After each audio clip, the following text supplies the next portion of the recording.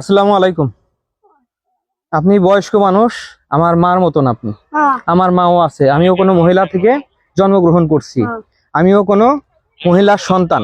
আমারও একটা বোন আছে, আমার মেয়ে আছে, আমার স্ত্রী আছে, আপনাদের মতন, ঠিক না? আপনারা মহিলা মানুষ, আমি পুরুষ মানুষ। আপনার মতন আমার স্ত্রী আছে, বোন আছে, মেয়ে আছে, বুঝতে পারছেন? মা আছে। মহিলারা তারা মার সম্মান, মায়ের মতন সম্মান করতে হবে তাদের। মামনি, তুমি কিসে পড়ালেখা করো? 9-এ পড়ালেখা করো। আসো, এদিকে আসো। আমি আপনাদেরকে সুন্দর করে বুঝাই গেলাম যে দেখেন, কেউ কখনো জ্ঞানজাম করবেন না। সে কি হয় আপনার? সে আপনার কি হয়? ভাইয়ের বউ, মানে কি ভাবি। ভাই তো আপন মার পেট থেকে হয়েছে না? তাই সে আপনার ভাইয়ের বউ, আপন মার পেটের ভাইয়ের স্ত্রী, তো সে আপনই তো লোক, পড়তো না। আজকে জায়গা সম্পত্তি সামান্য জিনিস নিয়ে যদি লাগান, এটা কি ঠিক হবে? আমরা কি মারা গেলে জায়গা সম্পত্তি নিয়ে যেতে পারবো? কেউ পারবো না। আমি আপনাদেরকে সুন্দর করে বুঝাই গেলাম, দেখেন আপনি আপনার সাথে ওনার সাথে জ্ঞানজাম করবেন না, ঝগড়া করবেন না, আপনি ওনার সাথে ঝগড়া করবেন না। দুজনকে সুন্দর করে বুঝাই গেছি না? না আপনাকে গালাগালি করছি, রাগারাগি করছি, না খারাপ ভাষায় দুইটা কথা বলছি, বলতে পারবেন? আচ্ছা, আপনি যদি নিজে গলায় দড়ি নেন, আপনি যদি সুইসাইড করেন, আপনার কবর কি আমি যাব?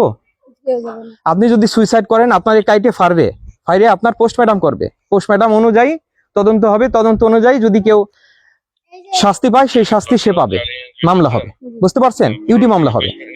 আর যদি সুইসাইড করে কেউ যদি আত্মহত্যা করে, তাহলে সে কখনো জান্নাতে যাইতে পারবে না। আপনারা সবাই এইটুক মনে করে রাখবেন, যদি কেউ আত্মহত্যা করে, আমার কথাটা যথেষ্ট মাথায় রাখবেন, যদি কেউ আত্মহত্যা করে, আমি বারবার বলতেছি, সে কখনো জান্নাতে যাইতে পারবে না। এই ড্রাইভার, এদিকে এসো। তুমি তো মুসলমান মানুষ, তুমি কি জানো এই বিষয়টা? কতটুকু জানো? কি জানো বলো তো? আত্মহত্যা মহাপাপ। যে আত্মহত্যা করবে সে কোনোদিনও জান্নাতে যাইতে পারবে না। এই যে দেখেন, হাদিসের কথা। কি হাদিসের কথা না এটা? এটা হাদিসের কথাই তো না? আমার কথা না, এটা হাদিসের কথা। সে দোজখের আগুন জ্বলতেই থাকবে, দোজখ জ্বলতেই থাকবে, কিয়ামত শেষ হয়ে গেলেও জ্বলতে থাকবে মনে হয়, কি ঠিক না? নাকি? ওই পেরেও শান্তি নাই। তাহলে আত্মহত্যা করার সময় কতটা কষ্ট হবে তার? গলায় দড়ি নিলেন, নইলে পেটে পেটে ছুরি নিলেন, নইলে বিষ খাইলেন। আপনি যখন গলায় দড়ি নিবেন, তখন ছটফট করবেন বাঁচার জন্য, কিন্তু কোনো কাজ হবে না। ঠিক আছে, আপনার মৃত্যু আল্লাহ লিখে রাখছে, আপনি বলতে পারেন যে মৃত্যু তো আল্লাহ লিখে রাখছে। হ্যাঁ, আল্লাহ লিখে রাখছে।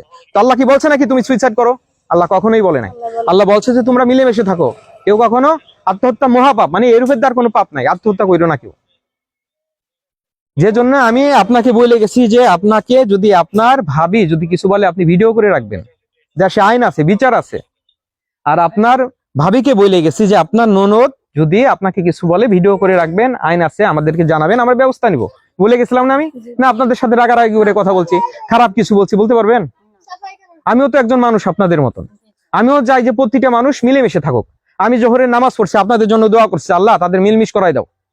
আমার কি লাভ আছে বলেন? আমি প্রত্যেকটা মানুষের শান্তি চাই। আমি একজন মানুষ, হইতে পারে আমি পুলিশে চাকরি করি, আমি একজন মানুষ, আমি কোনো নেতাও না, আমি এমপি, মন্ত্রী, মিনিস্টার, চেয়ারম্যান, মেম্বারও না যে আমি চেয়ারম্যান ইলেকশন করব, অন্য কিছু করবো, সেজন্য আমি বলি না। আমি সাধারণ মানুষের জন্য দোয়া করি, আমার কাছে ভালো লাগে, মানুষের সাথে মিলেমিশে চলতে আমার কাছে ভালো লাগে। এই জন্য আপনাকে এইটা বলে গেছি যে আপনারা দেখেন, এই কাজটা কখনোই করবেন না।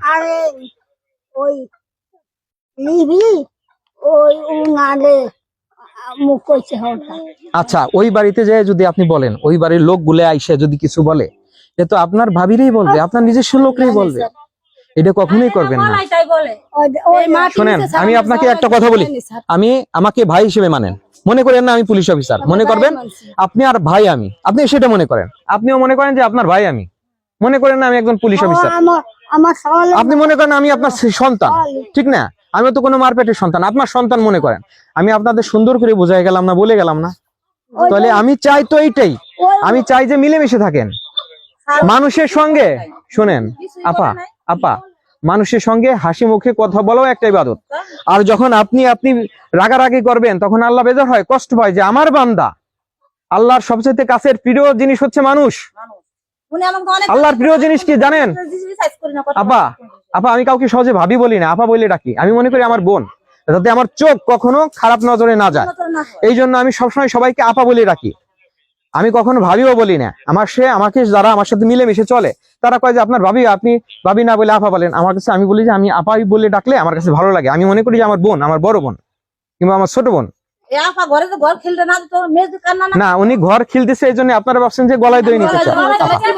যাক যাক যাক যাক না এটা আচ্ছা আচ্ছা যাক শুনেন শুনেন শুনেন শুনেন শুনেন আচ্ছা আপা আপা আপা আপা আমি শুয়ে রয়েছি আচ্ছা আচ্ছা থাক মানে পার্টনার জন্য নিয়ে টাকা আমার কাছে থাকলে পরে একটু ভালো থাকবেন মানুষ আচ্ছা আচ্ছা এই কয় ডাকছে এর ভিতরে আবার লিপি আইছে কিন্তু তাই আমাকে বাড়ি কয় না তো গোবাড়ি গেলি পরে আবার দোষ হবে এই যে এই কথাটুকু আচ্ছা আচ্ছা থাক শুনেন এখন আমি আপনাকে বলি মানে এরাই দেখাইছে আর এখানে উল্টো আচ্ছা যাক যাক আমি একটু কথা বলি একটু পরে কথা বলি মাটি তলা যাইছো তুই আচ্ছা এই শুনেন শুনেন শুনেন যে মিথ্যা কথা বলবে ওরকম ভাবে বলা যাবে না মানুষকে মানুষকে হাসি মুখে বুঝাইতে হবে মানুষকে খারাপ ভাবে বলা যাবে না এই আপা আপা আপা আমার কথা শুনেন মানুষের সঙ্গে হাসি মুখে এই যে দেখেন আমি মানুষকে হাসি মুখে বোঝাই হাদিসের কথা বলে বোঝাই তো রাগ করে তো বোঝানো যাবে না রাগ করে আমি বোঝাবো কিভাবে আপনি যদি ওনার সাথে হাসি মুখে কথা বলেন আপনার সওয়াব হবে আপনি যদি ওনাকে গালাগালি করেন গুনাহ হবে আপনার ঠিক না উনি যদি আপনাকে গালাগালি করে গুনাহ হবে আপনার ওনার তাহলে যে গালাগালি করবে গুনাহ হবে তার না কেউ কেউ করে কারা কুকুরে গালাগালি করবে মনে করেন যে কেউ যদি গালাগালি করে মনে করবেন যে সে কুকুর এই জন্য মনে করবেন সে কুকুর এই জন্য কেউ কখনো কাউকে গালাগালি করবেন না আর আপনাকে যদি আমাকে এই যে সেদিনকে আমি কালকে একটা লাইভ করছি একজন একটা বকা দিছে কমেন্টসে আমি তাকে কিচ্ছু বলি নাই আমি তার ঠিকানা জাস্টিফাই সবকিছু করছি আমার দরকার নাই আল্লাহ বলছে তুমি যদি কাউকে মাফ করে দাও আমি তোমাকে মাফ করে দেবো ঠিক আছে ধৈর্যশীলকে আল্লাহ পছন্দ করে আমি ধৈর্য ধরছি এই যে সালতার মানুষ আমার যে কি পরিমাণ ভালোবাসে কি কারণে ভালোবাসে ব্যবহারে ভালোবাসে আমি প্রতিটা মানুষের সাথে সুন্দর করে মিশি সুন্দর করে কথাবার্তা বলি কারোর সাথে আমার কোনো ক্ষমতা দেখেন আমার ক্ষমতা ক্ষণিকের জন্য করে গেলে তো ক্ষমতা নাই ঠিক না না দরকার নাই আইন আফা এখন আছে মরে গেলে আইন থাকবে আচ্ছা এই জন্য আমরা সবাই মানুষ মানুষের সাথে মিলেমিশে চলবো কেউ কখনো কারোর সাথে খারাপ ব্যবহার করবো না আপা আমি আপনার বয়সে ছোট হইতে পারি বড় হইতে পারি আপা আপনাকেও বলতেছি ছোট হইতে পারি বড় হইতে পারি আপনারা মনে করবেন আপন দুইজন বোন এরকম ভাবে মিলেমিশে চলে বুঝতে পারছেন আমি ওই বাড়িটার অবশ্যই তাদের সাথে কথা বলবো ওই বাড়ির লোকজন একটু খবর দেন আর